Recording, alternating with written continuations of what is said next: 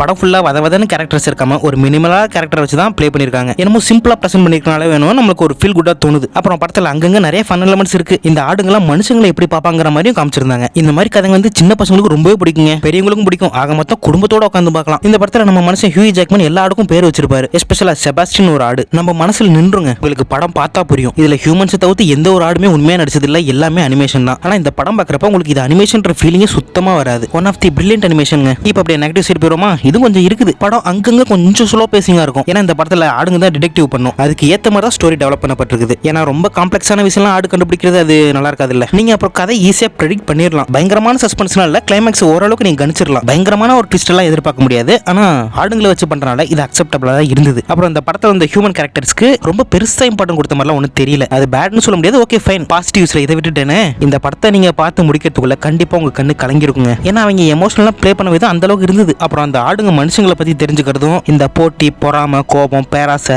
இந்த விஷயத்தை பத்திலாம் அதுங்க தெரிஞ்சுக்க அந்த ஆடுங்களே பேசிக்கும். உனக்கும் மனுஷங்க மாதிரி ஆசை வந்துருச்சாங்கிற மாதிரி டைலாக் இருக்கும். அது சீன்லாம் ரொம்பவே நல்லா இருந்ததுங்க. ஓவராலா இந்த படத்தை பத்தி சொல்ல போனோம்னா, நீங்க சாப்பிட்டு இருக்கப்ப மிளகா ஓரமா எடுத்து வைக்கிற மாதிரி இங்க இருக்கிற கொஞ்சம் நெகட்டிவ்ஸ் எல்லாம் தூக்கி ஓரமா வச்சுட்டு குடும்பத்தோட டிவில போட்டு உட்காந்து பார்க்கலாம். இந்த படத்துக்கு நான் கொடுக்கக்கூடிய ரேட்டிங். நீங்க இந்த படத்தை ஆல்ரெடி பாத்தீங்கன்னா உங்களோட தாட்ஸ் கீழே கமெண்ட் பாக்ஸ்ல லீவ் பண்ணுங்க. மறக்காம இந்த வீடியோக்கு ஒரு லைக் போட்டு நம்ம சேனலுக்கு நீங்க புதுசா இருந்தீங்கன்னா சப்ஸ்கிரைப் பண்ண மறந்துடாதீங்க. அப்படியே உங்க ஃப்ரெண்ட்ஸ் அண்ட் ஃபேமிலிக்கு ஷேர் பண்ணி விட்டுருங்க. அடுத்த வீடியோவில் உங்களை சந்திக்கும் வரை உங்களிடமிருந்து விடைபெறுவது உங்களில் நான்.